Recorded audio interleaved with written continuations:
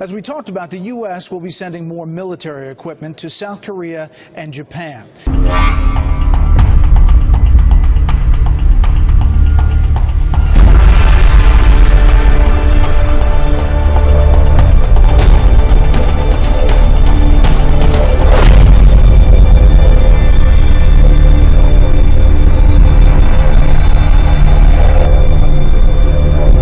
Korean official promised more, quote, gift packages for the United States if it doesn't back off.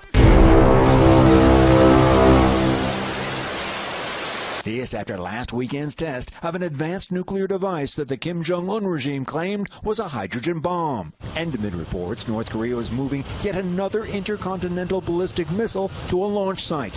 This as the West waits for another anticipated North Korean weapons test.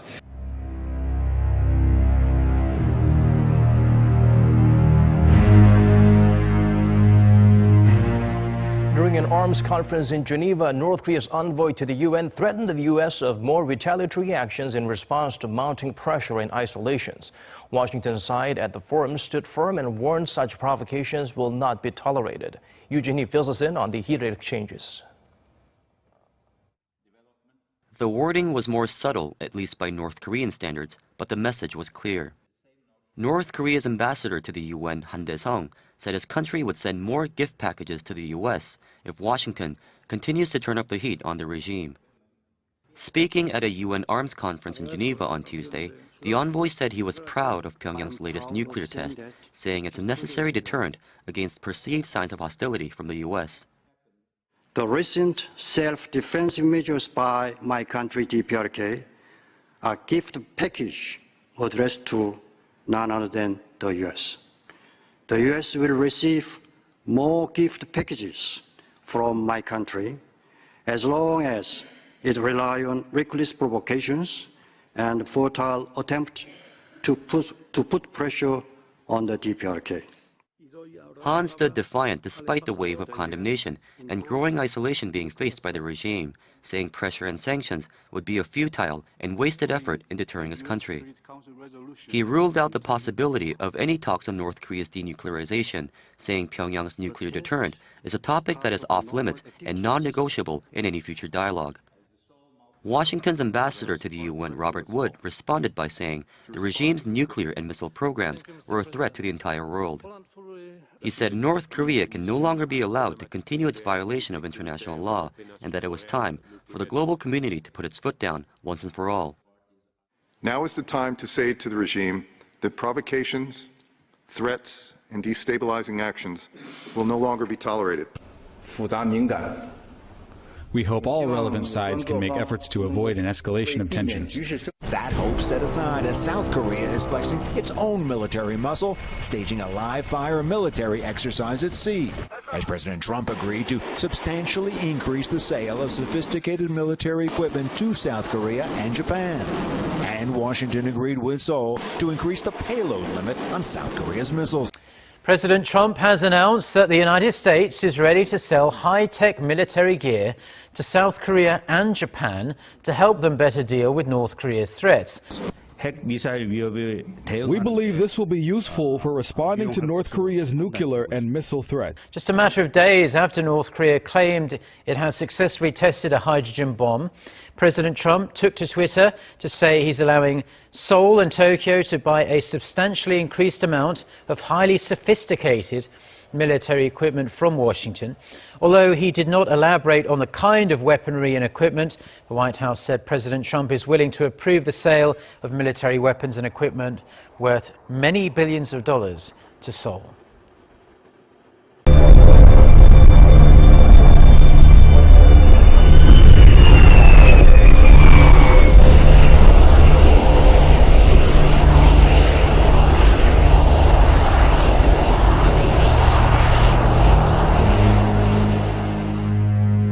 Concerns of potential radiation leak grows following Pyongyang's latest nuke test. To quell such fears, South Korea's Unification Ministry is keeping close watch for any signs of contamination. Lee Jung-yeon has the full story. Following North Korea's 6th nuclear test on Sunday, the South Korean Unification Ministry said at a regular press briefing on Wednesday that they are on the lookout for any possible radiation leakage from the test site. We are closely monitoring the situation, considering the severity of any potential radioactive contamination. This follows speculation over possible collapse of a cavern beneath Mount Mantap at the Punggye-ri nuclear test site. I believe it's quite probable that there might have been a release of radioactive material because we're talking about collapse and formation of a small crater. I would say that basically it really depends upon waterways underground, and it is quite possible that released to the underwater, and then that could have been released to the East Sea. The expert added that it is a little too early to tell whether radiation would reach South Korea, but when it comes to China, the possibility is higher as the testing site lies close to the border.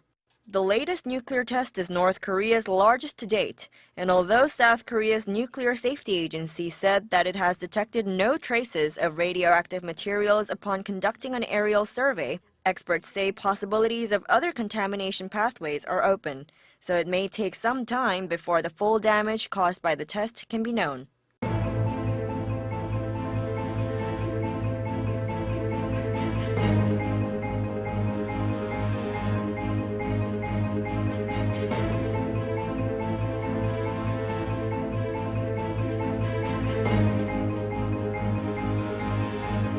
United Nations chief says North Korea nuclear threat is world's most serious. China and Russia oppose tougher North Korea sanctions. South Korea scrambles to improve weapons following North Korean test. Russian President Vladimir Putin on Tuesday called further sanctions a road to nowhere and warned military option could lead to a global catastrophe. China's foreign ministry Tuesday said the use of military force on the Korean peninsula is never an option. President Moon Jae-in is in Vladivostok to attend a regional economic forum there. Top of his schedule was a bilateral summit with his Russian counterpart, Vladimir Putin. Naturally, the central topic was North Korea issues. Moon Gun-young starts us off from the far eastern city.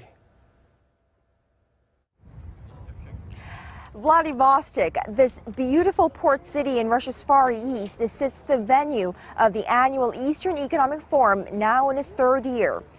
But as South Korean leader Moon Jae-in makes his debut on the Russian stage, it's his bilateral summits on the sidelines of the regional forum that's gaining the spotlight, especially as his visit comes on the heels of a powerful nuclear test by North Korea over the weekend. First on the itinerary for the 4-month-old South Korean president, an exclusive one-on-one with Russian President Vladimir Putin. Opening the talks, the South Korean leader raised the possibility of the situation on the Korean peninsula spinning out of control. 여기서 북한의 도발이 멈추지 않으면 이 통제할 수 없는 국면으로 빠져들 수도 있다고 생각합니다. 그래서 북한의 도발을 멈추게 하고 북한 문제를 근원적으로 해결하기 위한 그런 방안도 함께 모색하기를 희망합니다. The Russian president, who derided increased sanctions as useless and ineffective a day earlier, welcomed the opportunity to discuss North Korea with the South Korean leader. I'm glad to have an opportunity to meet with you today and discuss problems of our concern related to well-known events related to North Korea's nuclear program, missile program, and of course, to discuss our bilateral relations. At a joint media conference following a 3-hour-long meeting, 우리 두 정상은 국제사회의 거듭된 경고에도 불구하고 지난주 북한이 6차 핵실험을 강행한 것을 강력히 규탄하며 Russia does not recognize and will never recognize North Korea as a nuclear state. North Korea's nuclear test is a flagrant violation of the United Nations Security Council resolutions. Although South Korean President Moon said his Russian counterpart expressed his full support for South Korea's efforts to, quote, tame North Korea, Mr. Putin said there is no sense of pushing North Korea into a corner as pressure and sanctions alone cannot solve the situation on the Korean peninsula. Without political and diplomatic tools, it is absolutely impossible to make headway in the current North Korea situation. The two leaders did agree that the rest of the world must guide Pyongyang back to the dialogue table, but a hint of difference in exactly how that should be done. The South Korean president asked for Russia's cooperation in ratcheting up the level of UNSC sanctions on North Korea by cutting off its crude oil supply. The Russian president said no matter how strongly it is pressured, North Korea will never give up its nuclear weapons, and expressed concern that severing Moscow's limited oil supply to Pyongyang will impact hospitals in North Korea and the ordinary people there. As geopolitical tensions escalate in and around the Korean Peninsula, South Korean President Moon Jae-in continues to reach out for global support in solving the North Korea problem. First up Thursday morning is another bilateral summit, this time with Japanese Prime Minister Shinzo Abe. Reporting from Vladivostok, Russia, Moon Geon-young, Arirang News.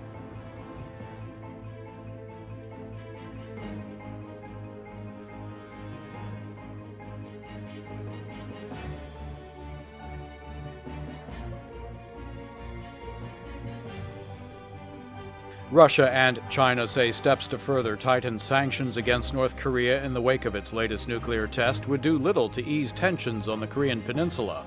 The two also warned about the dangers of military intervention. Russian President Vladimir Putin Tuesday said tougher sanctions were senseless and would not change the leadership in Pyongyang. Such moves, Putin said, would lead to large-scale human suffering. Putin also warned of a global catastrophe if what he called military hysteria around North Korea continues to increase. Putin spoke to reporters in Xiamen, China, at the conclusion of a leaders' summit of the BRICS group of 5 major emerging economies: Brazil, Russia, India, China, and South Africa. Although Chinese President Xi Jinping was silent on the issue when he spoke to media and during the summit, perhaps missing an opportunity for Beijing to play a bigger role in resolving the crisis, Russian President Putin was not. At a press conference where he took questions from journalists, Putin clearly laid out Russia's views on North Korea, as well as a wide range of other issues from Ukraine to the treatment of Russian diplomats in the United States.